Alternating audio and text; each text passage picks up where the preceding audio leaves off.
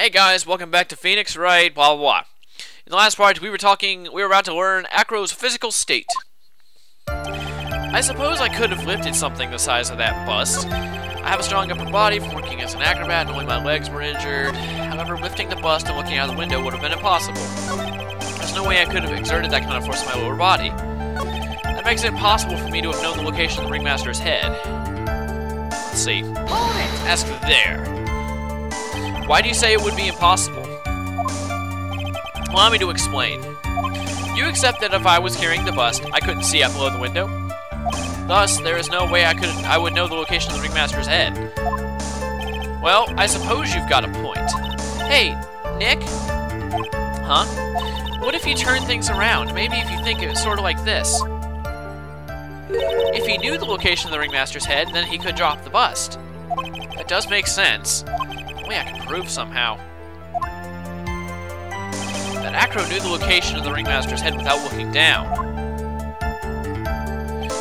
Are you gonna call another bird to come and kill me? I think I've already explained things sufficiently. Alright.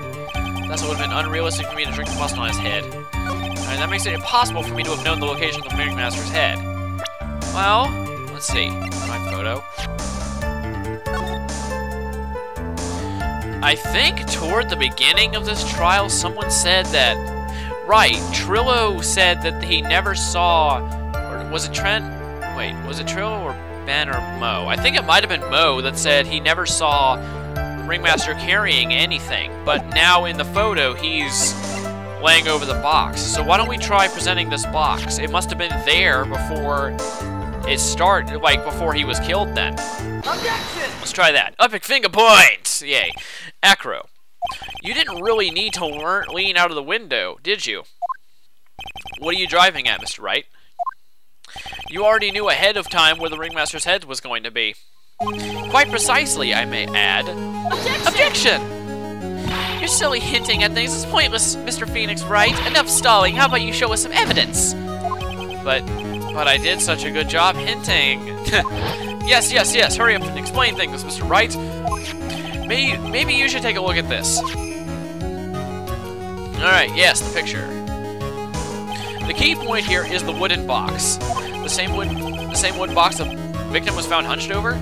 The same. The question is, who placed that wood box there? Who? When Ben and company saw the ringmaster, they didn't see him holding a box. Okay, so it was Ben and Trillo. Never mind, not Mo. Which means that this wooden box was already placed at the scene of the crime. I have to admit that your theory makes a lot of sense. The moment that the bust came falling down was exactly the same moment the ringmaster lifted up this wooden box. Which means that the answer to all these questions is now crystal clear. You mean, if the bust were to fall upon the point marked out by the wooden box, there would be no way that it could miss the head of the victim. Really? I love how she's like believing. It's like, really? That's awesome! No. Okay. Order! This is unbelievable. Finally, some of these loose ends are starting to tie themselves up. Now I just gotta keep going, and there's only one way to go from here. Forward. No, really? Yeah, I want to work backward. So the next question I have is, who placed the wood box at the scene? It was Mr. Dingling, of course. He connected it to a rope, and then all he had to do was lower it down. Ow! Allow me to whip some sense into you. Mr. Phoenix Wright. Ow. The ringmaster's head could have been anywhere when he lifted the box. That's why the box was so specially made. Specially made? Indeed. It had the most peculiar feature: size, the weight, the contents. I doubt it was the contents because it was a single pepper shaker. The size could be it, but even in the description of the thing, the box itself, it says it weighs 20 pounds. Let's go with the weight. The box has a remarkable weight. Weight? According to the court record, it weighs 20 pounds. Just to lift up this wooden box was required... Oh, I see. One would have to squat down, then lift it with their body, wouldn't you say? That's exactly what I was trying to point out. The box is also very large. The box also has carrying handles on either side, doesn't it? That is correct. To lift up the box, you'd have to squat down. Which means that no matter who you are, your head would be in approximately the same place.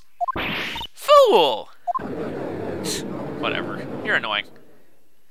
Stop sending your attack birds to kill us. Dang it. Does she even bother to listen to me anymore? Does she or he? What the heck? I've heard what you've had to say. I must admit, I'm shocked at your imaginative skills. Did you drop it? Did you drop the bust onto the ringmaster? What are you talking about? Even if I had wanted to do such a thing, I couldn't. What? Mr. Wright, do you recall the original location of this bust? I remember. Yes, I do remember. Of course I remember. It was on top of the table in the cafeteria. And what happened to it? I'd like you to remember one important fact, Mr. Wright. I could not possibly leave the lodging house by myself. Ah, that means... You understand what I mean, don't you? I may very well have been able to drop the bust from my room. However, how would I have gotten the bust from the cafeteria to my room? That's a good point. Who are we talking... Aren't? Whatever. You see, Mr. Phoenix Wright, explain that. Don't forget, you said there was no accomplice. Ugh. Tell us exactly how the witness would have carried the bust from the cafeteria. Yep, we definitely have a problem here. But this is no place to get perplexed. I gotta get my wits about me and prove how things happen once and for all. Alright, Mr. Wright, let's hear your explanation. How did the witness get the bust from the cafeteria back to his room? Well, we kind of already explained that, like, before. You know, money must have taken it, so, yeah. He takes care of Acro, eventually gathers all sorts of shiny things. Take that! It's gotta be money. A monkey? Everyone knows money. He loves shiny objects of any size. For instance, he stole the ventriloquist's ring, which we magically have again, even though we gave it back to Trillo. So, are you saying the witness had a monkey steal the bust? Of course he didn't order the monkey to steal it. The monkey stole it on his own, and then brought it back home. Home?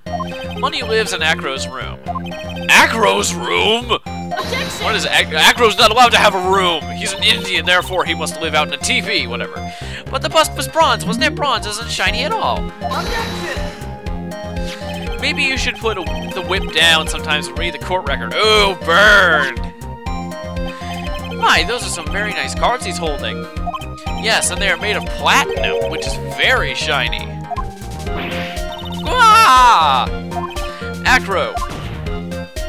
Money is a strong monkey, right? It'd be easy for him to bring the bus back to your room. If he wasn't able to handle that himself, I'd be on the market for a new roommate. Awesome. Smack, smack, smack. Order, order! I said order! Miss Von Karma! You must die! Whatever. Where's the bust in the question? Where is the bust in question at this moment? I don't know. Who, did you just turn into freaking Wayne? What was his name again? Winston Payne? There we go. Kept coming up with Livingston, sorry. We're searching for it as we speak. This is a strange turn of events. If that monkey did not steal the bust, then what happens to this case? Well, in that event, something else must have been used as the murder weapon. Well, or maybe this bust was the murder weapon, but it was used by accident. That's possible. Maybe Acro saw money's mountains of stolen goods and thought to use one of them. Anyways, I think we've more than proven one critical fact. Namely, that it was entirely possible that Acro was the murderer. Moron! Somehow, you know, this doesn't sound all that moronic to me. Mr. Wright's argument was so circular, I'm still a bit dizzy. However, his argument does hold water. There's no denying that. Ow! Don't seem so flamboozled, especially by this fraud of an attorney. Fraud? You've forgotten the absolute most important thing, Mr. Phoenix Wright. And what is that? You should know. Ow.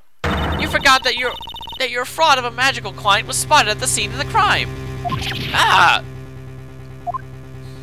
There's no reason to doubt the clown's testimony. That's true. How do you respond to that, Mr. Wright? Nick, don't let her beat you now. I won't. This is my chance to turn this trial around. When the murder occurred, there were two people at the scene of the crime. One was the victim, Russell Berry, and the other was the murderer himself. Answer this and this only, Mr. Phoenix Wright. The clown saw the murderer. Who was it then? I know who it was. It was Leon, the dead, dying lion. Anyway, it is the bust. Don't worry, I know what you're thinking. I got this. Oh crap, it's not the time limit. Massive ow! I asked who the other person Mo saw on the scene. That evidence has nothing to do with the question. Anyway, we're at the time limit, so anyway, I'll see you in the next part. Sorry for cutting it off so quickly. So anyway, see you, bye.